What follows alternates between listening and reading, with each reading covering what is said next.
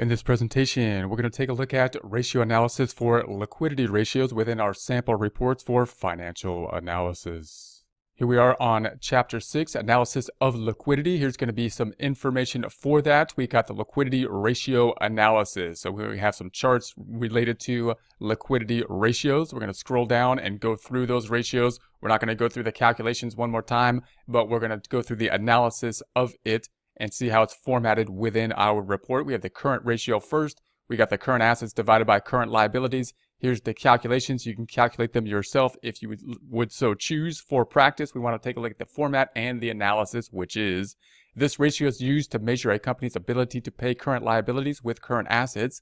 This ratio helps creditors to determine if a company can meet its short-term obligations. The gradual decrease shows the company's liquidity has worsened. The company should rethink over its credit policy.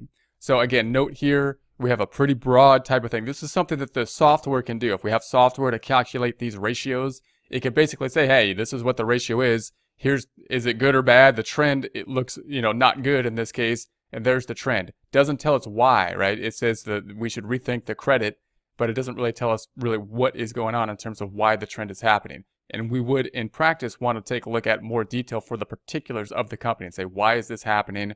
Why are we why is this trend happening within this ratio in terms of decision-making policies of the company, and whether or not those decision-making policies are good and effective, even though the ratio is telling us what they're telling us. It's supposed to give us some guidance as to actual decision-making policies and what we can do about it. Then we're on the quick ratio. Quick ratio, current assets minus inventories, or basically quick assets, divided by the current liabilities. Here's the calculation. We'll go down to the analysis. This ratio is used to measure a company's ability to meet its short-term obligations. This ratio is similar to the current ratio. However, by limiting the numerator to very liquid current assets, it is a stricter test. It is often called the acid test ratio.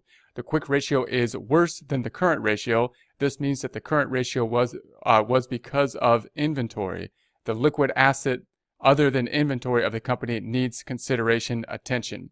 So again, here we got some analysis here to tell us what the difference is, and note they were able to pull out and say, hey, we could tell part of the difference is due to inventory, because inventory is something that is not in the quick assets while it is in the current assets. So the software could basically make that determination. However, what the software can't do too well is to basically say, well, why is that happening? Again, what are the decision-making things that are leading to this trend in terms of policy decisions related to these items? To break those down, we'd have to go into the actual decisions that are making the changes that are happening. Then we're going to go to the debtor turnover ratio, sales divided by average debtors. You can see the calculation here. Analysis. This ratio indicates the number of times each year the debtor turns into cash. It shows the effectiveness of the firm's collection and credit policy. The high ratio indicates the ability of the firm's collection of cash from the debtors. The trend of past 3 years indicates that the firm has managed to improve its credit policy. So that's great. Tells us what it is, tells us what the trend is. It's looking better. Again, if it's significant to us, we might want to say, well, why is it getting better? What are they doing that's good? How can we continue to do that good thing, or praise the people that are doing that good thing and further encourage whatever changes have been made in order for that to happen? Or is it economic conditions? Just simply economic conditions have changed, and therefore there is an improvement. We want to be able to look more intuitively into action plans that we can do, or action plans that the company is doing, which means that they're improving. Next one, we have the average collection period, average debtors, divided by sales over 360. Here's going to be our calculations. We'll take a look at the analysis. This ratio shows the average collection period is going lower from 37.21 days in the year 2004 and 5 to 20.93 days in 8 and 7. It means that lower capital is getting blocked up from 0405 to 0807. It shows the improvement in the credit policy of the company. So again, improvement in the credit policy. We see improvement happening. What is that improvement? How did they do that? How did they actually improve in that? What actions did they take that led to that improvement, if any, or is it an economy type of thing? Then we have and again, I'm not trying to criticize these reports when saying that. This is basically what the software can tell us. but there's limitations to the software in terms of interpreting the reports with regard to actual action plans, which is what we need to do with the report, further analyze and look at those action plans. That's where we get the real information that we can act on from. Then we have the inventory turnover ratio, cost of goods sold divided by the average inventory. There's our information.